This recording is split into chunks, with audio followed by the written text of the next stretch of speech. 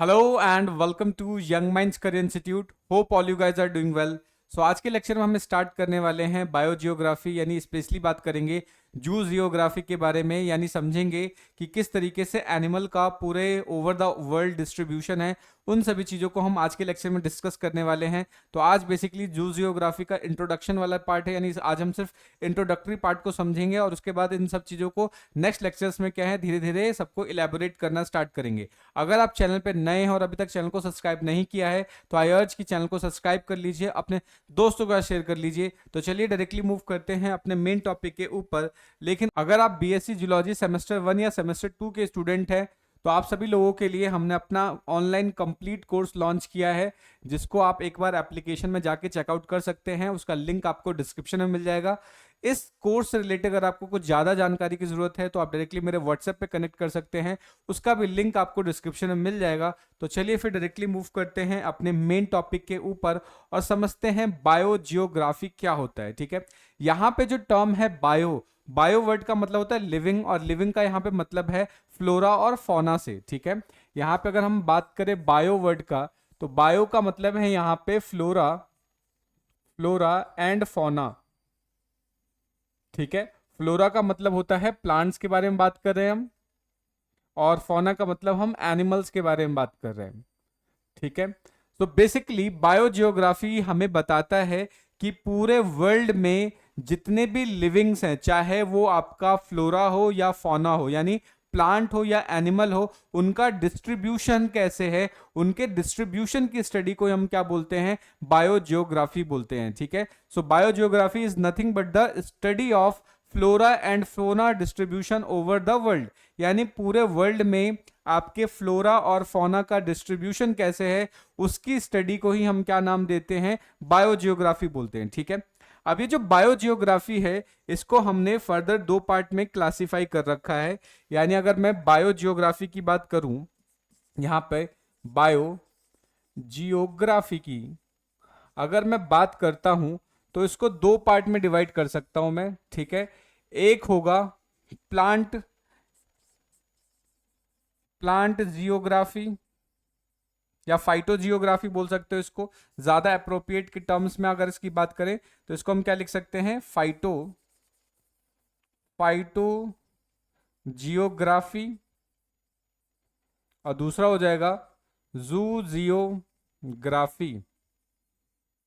अब इसका मतलब क्या होता है इसको भी समझ लेते हैं।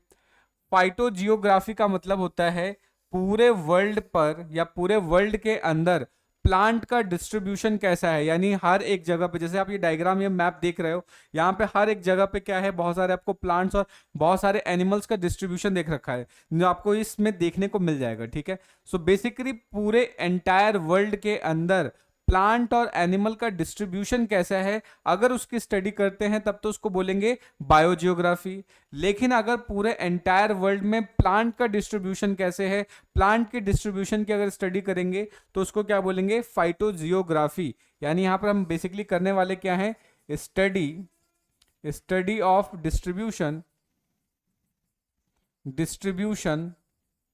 ऑफ प्लांट्स, यानी हम प्लांट्स के डिस्ट्रीब्यूशन के बारे में बात कर रहे हैं।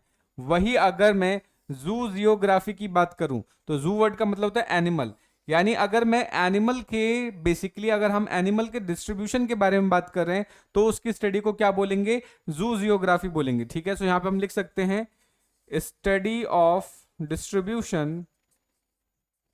Distribution of animal. ठीक है, लेकिन ये ध्यान रखना है कि हम एंटायर वर्ल्ड के रेस्पेक्ट में बात कर रहे हैं, पूरे वर्ल्ड में इसका डिस्ट्रीब्यूशन कैसा होगा उसकी स्टडी को बोल रहे हैं। ठीक है, सो आज बेसिकली हमें डिस्कस किस पे करना है, हमें डिस्कस करना है जूजियोग्राफी के बारे में, यानी हमें एनिमल डिस्ट्रीब्यूशन के बारे में डिस्कस करना है। ठीक है, सो हम यहाँ पर क्या करने वाले हैं, एनिमल के डिस्ट्रीब्यूशन के बारे में बात करेंगे। अब एनिमल का डिस्ट्रीब्यूशन कैसा होता है इसके बारे में बेसिकली एक साइंटिस्ट हुए अल्फ्रेड रसल वॉलेस, उन्होंने बेसिकली इसके डिस्ट्रीब्यूशन के बारे में बताया।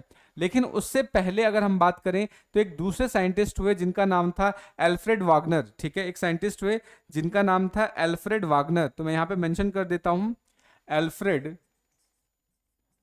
Alfred Wagner. ये जो साइंटिस्ट है अल्फ्रेड वागनर, इन्होंने कॉन्टिनेंटल ड्रिफ्ट थ्योरी दी थी। कॉन्टिनेंटल ड्रिफ्ट थ्योरी का मतलब क्या है, इस थ्योरी के अंदर, इस थ्योरी के अकॉर्डिंग क्या है कि इनिशियली जो पूरा वर्ल्ड है वो सिंपल एक लैंड मास की फॉर्म में था, यानी एक कंप्लीट लैंड मास था, जिसको हमने नाम दिया पेंजिया। जिसको क्या नाम दिया हमने, पेंजिया नाम दिया, ठीक है। सो इनिशियली जो पूरा हमारा वर्ल्ड है, जिसको हम आज इस तरीके से फ्रेगमेंटेड फॉर्म में देखते हैं, अलग अलग कंट्रीज या अलग अलग आइलैंड्स देखते हैं, वो इनिशियली क्या था, शुरुआत में जब अर्थ हमारी बनी थी उस समय वो एक कंप्लीट एक सिंगल लैंडमास था, और उस सुपर कॉन्टिनेंट को हम क्या नाम देते हैं, पेंजिया बोलते हैं, ठीक है। तो उस सुपर कॉन्टिनेंट को हम क्या बोलेंगे, पेंजिया बोलेंगे। और इस पेंजिया के चारों तरफ एक पूरा समुद्र था, उस समुद्र को बोला गया पैंथलासा। उसको क्या बोला गया, पैंथलासा बोला गया, ठीक है। अब क्या होगा कि टेक्टोनिक प्लेट्स की मूवमेंट की वजह से या ग्रेविटेशनल फोर्स की वजह से इस पर्टिकुलर ये जो सुपर कॉन्टिनेंट था, इसके अंदर क्या हुआ, ब्रेकडाउन होना स्टार्ट हुआ, ठीक है। अब जब पेंजिया ब्रेकडाउन होता है तो ये फिर दो पार्ट में टूटता है, जिसमें से एक था लॉरेशिया, एक था लॉरेशिया, दूसरा था गोंडवाना आइलैंड। दूसरा क्या था, गोंडवाना आइलैंड,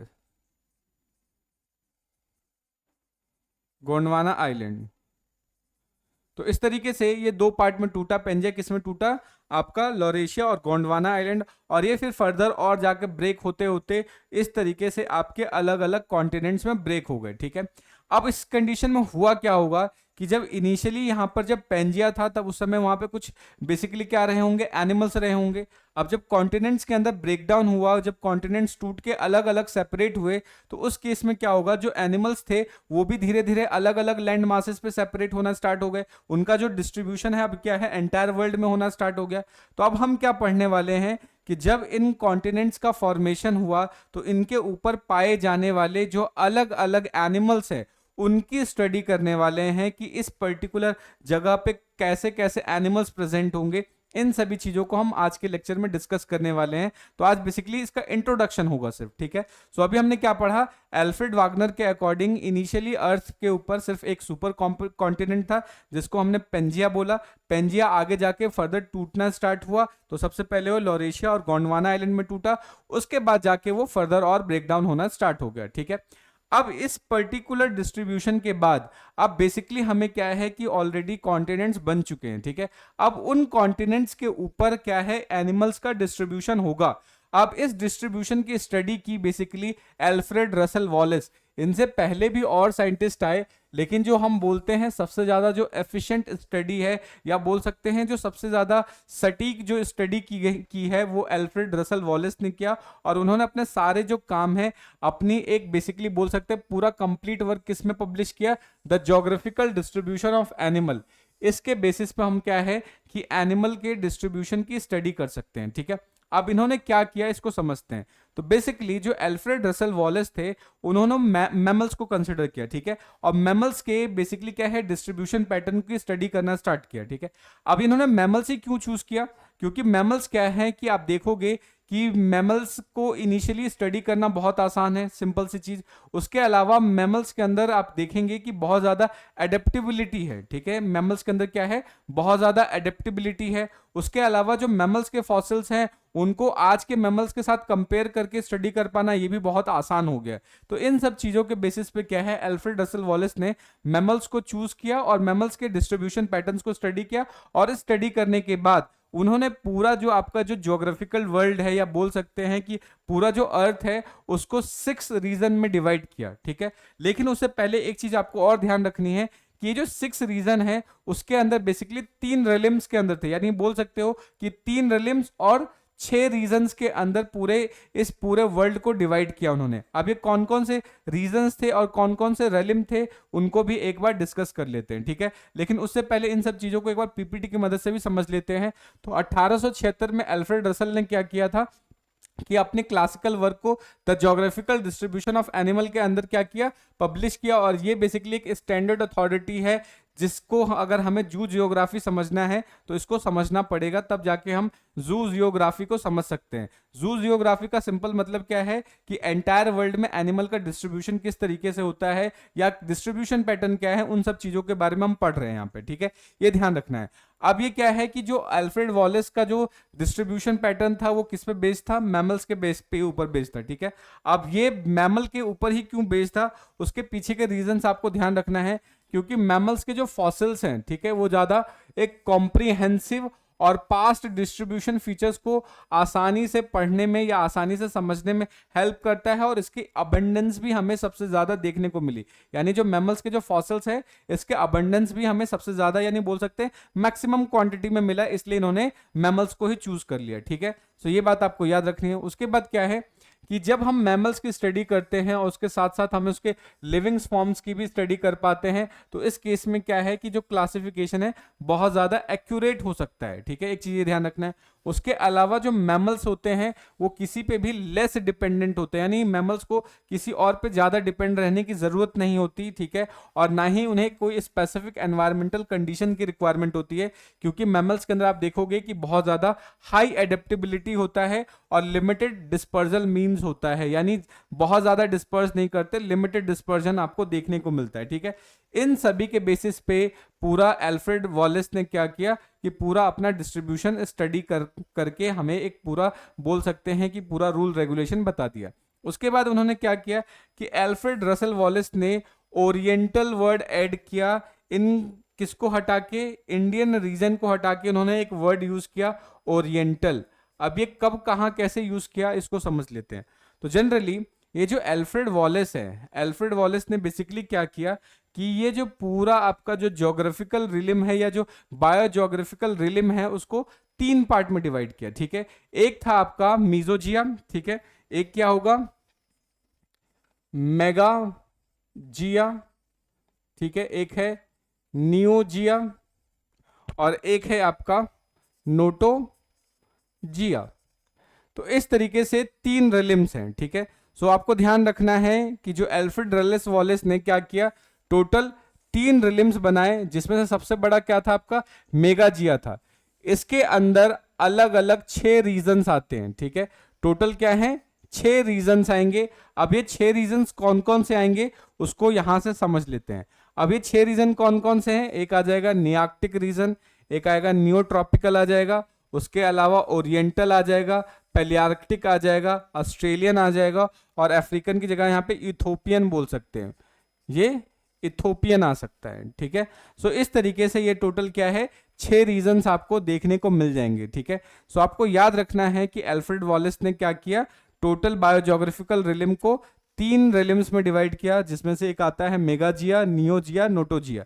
अब इन 3 रिलिम्स को फर्दर क्या है 6 रीजन्स में डिवाइड किया, जिसमें से पैलियार्कटिक आ जाएगा, इथोपियन आएगा, ओरिएंटल आ जाएगा, ऑस्ट्रेलियन आ जाएगा, नियोट्रॉपिकल आ जाएगा, नियार्कटिक आ जाएगा। तो ये आपके 6 रीजन्स होते हैं जो आपको अच्छे से याद रखना है। अब हम क्या करना है कि हमें इन सभी के बारे में डिटेल करना है, ठीक है। तो अभी हम क्या करेंगे, सभी पहले समझ लेंगे कि इन सभी रीजन्स के अंदर कौन कौन से कंट्रीज आते हैं, और नेक्स्ट लेक्चर से इन सभी के बारे में डिटेल करना स्टार्ट करेंगे, ठीक है। सो ये याद रखना है कि अल्फ्रेड वॉलेस ने क्या किया, पूरे 6 रीजन्स में पूरे वर्ल्ड को डिस्ट्रीब्यूट कर दिया, ये बात आपको याद रखना है। और ये 6 रीजन्स कौन कौन से, पैलियार्कटिक, इथोपियन, नियार्कटिक, नियोट्रॉपिकल, ओरिएंटल और ऑस्ट्रेलिया, ठीक है। अब हम क्या करेंगे, 1 बाय 1 इन सभी चीजों को समझ लेते हैं कि इन रीजन्स के अंदर कौन कौन सी कंट्रीज आती हैं, ठीक है। सो अगर मैं पैलियार्कटिक की बात करूं तो इसके अंदर पूरा यूरोप आ जाएगा, और एक सबसे इंपॉर्टेंट चीज कि सबसे ज्यादा जो लैंड मास कवर जो करता है वो आपका पैलियार्कटिक रीजन कवर करता है। तो ये आप बोल सकते हो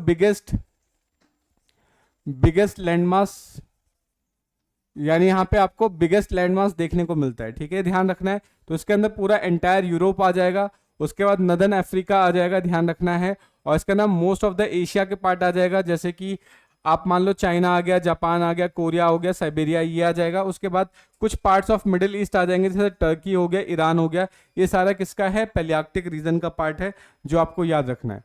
नेक्स्ट इथोपियन रीजन की बात करें तो इसके अंदर आपको क्या आ जाएगा, एंटायर अफ्रीका ऑफ साउथ, यानी पूरा साउथ अफ्रीका आ जाएगा up to the Sahara desert. उसके बाद मेडागास्कर आ जाएगा। फिर अगर हम बात करें तो साउथ अरेबियन पेनिसुला आ जाएगा, जिसके अंदर यमन और ओमन का पार्ट आ जाता है, ये बात आपको याद रखना है। नेक्स्ट अगर हम ओरिएंटल रीजन की बात करें तो ओरिएंटल रीजन के अंदर इंडियन सब कॉन्टिनेंट पूरा आ जाएगा, जिसके अंदर इंडिया, पाकिस्तान, बांग्लादेश, श्रीलंका, नेपाल, ये सारी चीज़ें आ जाएंगी। साउथ ईस्ट एशिया की बात करें तो इसके अंदर म्यांमार, थाईलैंड, मलेशिया ये आ जाएगा, इंडोनेशिया हो गया, वियतनाम हो गया, लाओस हो गया, कंबोडिया हो गया, ये सारी चीज़ आ जाएगा। फिर सदर्न चाइना आ जाएगा, फिलीपींस आ जाएगा और इंडो मलेशियन या मलयन आइलैंड आ जाएगा। ये बात आपको अच्छे से याद रखनी है, ठीक है। ये ओरिएंटल का पार्ट है। आपसे कभी कभी पूछ लिया जाता है कि इंडिया किसका पार्ट है, तो याद रखना है कि ओरिएंटल रीजन का पार्ट इंडिया है, ठीक है। नेक्स्ट आपसे ऑस्ट्रेलियन रीजन की बात करें तो इसके अंदर आ जाएगा Australia, Tasmania, New Guinea, New Zealand आ जाएगा और क्या है नियर बाय पैसिफिक आइलैंड्स के पास जो वॉलेस लाइन होता है वो सारी चीज़ इसके अंदर आ जाएगी। नेक्स्ट अगर हम बात करें न्यू ट्रॉपिकल की तो इसके अंदर क्या आ जाएगा, साउथ अमेरिका आ जाएगा, सेंट्रल अमेरिका आएगा, South southern part of North America आ जाएगा और वेस्ट इंडीज या कैरेबियन आइलैंड्स आ जाएगा। ये सारी चीज़ें क्या है आपके न्यू ट्रॉपिकल रीजन के अंदर आ जाते हैं, ठीक है। नेक्स्ट है नियार्कटिक रीजन। नियार्कटिक रीजन की बात करें तो इसके अंदर नॉर्थ अमेरिका आ जाएगा, ग्रीनलैंड आ जाएगा और फिर नदर्न पार्ट्स ऑफ मैक्सिको आ जाएगा, ठीक है, यानी जो ऊपर वाला पार्ट है। और आजकल ग्रीनलैंड के ऊपर आप लोग देख ही रहे हो बहुत सारी चीज़ें चल रही हैं, अमेरिका चाह रहा है कि वो ग्रीनलैंड को हथिया ले, ठीक है।